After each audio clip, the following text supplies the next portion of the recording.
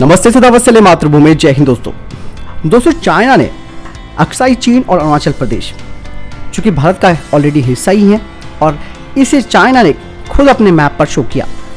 लेकिन जब ये बात आग की तरफ फैली कि भैया उन्होंने अक्साई चीन और अरुणाचल प्रदेश को भारत के मैप में शामिल किया है, तो चाइना इसमें बिलक गया। अक्साई चीन और अरुणाचल प्रदेश का हिस्सा भारत का दिखाने वाले नक्शों का एक जो बड़ी खेप थी उसे जब्त की है। दरअसल इन नक्शों को चीन से बाहर निर्यात किया जाना था। दरअसल चाइना अरुणाचल प्रदेश को दक्षिण तिब्बत का हिस्सा बताता है, जिसे भारत हमेशा से खारिज करता है। भारत का कहना है कि अरुणाचल प्रदेश भारत का अभिन्न अंग है।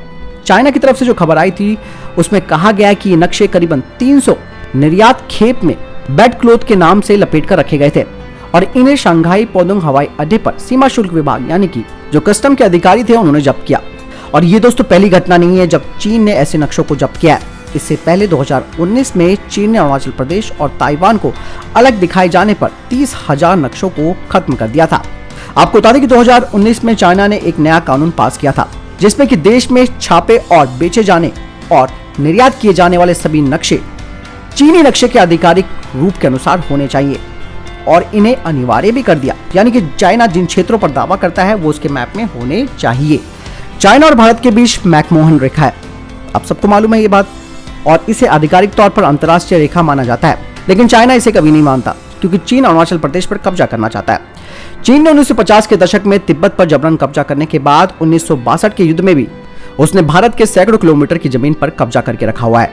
दरअसल चाइना का नियम ये कहता है कि चाइना के जो मैप हैं उनमें ऐसी सामग्री नहीं दिखानी चाहिए जो कि राष्ट्रीय एकता और संप्रभुता को खतरे में डाले। हालांकि ये नक्शे कहाँ जाने थे, यानी कि कहाँ इनका निर्यात होना था, इस बारे में कोई जानकारी सामने नहीं आई। आपको बता दें कि पिछले हफ्ते चीन ने टोक्यो ओलंपिक के उद्घाटन समारोह के दौरान उनके देश का अधूरा नक्शा दिखाने को लेकर चैनल NBC यूनिवर्सल की आलोचना की। चाइना के एथलीट आए तो उस दौरान जो मैप दिखाया गया उसमें ताइवान और दक्षिणी चीनी सागर उसमें शामिल नहीं था। हालांकि चाइना और ताइवान के बीच विवाद काफी बढ़ चुका है। ऐसे में लगातार दोनों देशों के बीच तल्खी बनी रहती है। दोस्तों आपको बता दें कि 2018 में भारत की एयर इंडिया ने अपनी वेबसाइट पर ताइवान का नाम बदलकर चीनी ताइपे कर दिया और इस बात को लेकर दुनिया भर की एयरलाइंस के द्वारा चिंता भी जताई गई। आपको बता दें कि एयर इंडिया ही नहीं बल्कि 40 ऐसी इंटरनेशनल एयरलाइंस थी जिन्होंने ऐसा ही किया, यानी कि ताइवान का नाम बदलकर चीनी ताइपे किया गया। पिछले साल अमेरिका की कपड़ा कंपनी गैप को चीन के नक्शे के साथ टी शर्ट बेचने के लिए माफी मांगनी पड़ी, जिसमें कि ताइवान या दक्षिणी चीनी सागर नहीं दिखाया गया था। वहीं इंटरनेशनल होटल चेन मैरियट ने 2018 में अपने ग्राहकों के लिए तिब्बत को स्वायत्त क्षेत्र, ताइवान, हांगकांग और मकाओ को अलग अलग देशों के रूप में लिस्टेड किया, जिसके बाद चाइना ने कुछ समय के लिए इस वेबसाइट पर प्रतिबंध लगा दिया। दोस्तों चाइना की दादागिरी मानचित्रों पर भी है।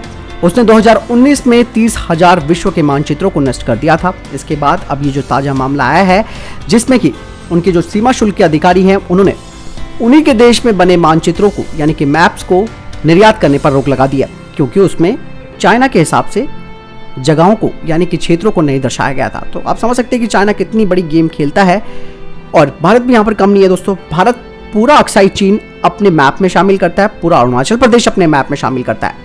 ऐसे में चाइना कितना भी दावा क्यों ना कर ले, लेकिन हकीकत से सब रूबरू हैं। आपको क्या लगता है चाइना के इस कदम को लेकर? आप कमेंट सेक्शन में लिखकर जरूर बताएं। मिलता है वीडियो के साथ, ख्याल रखिएगा अपना। जय हिंद, जय भारत।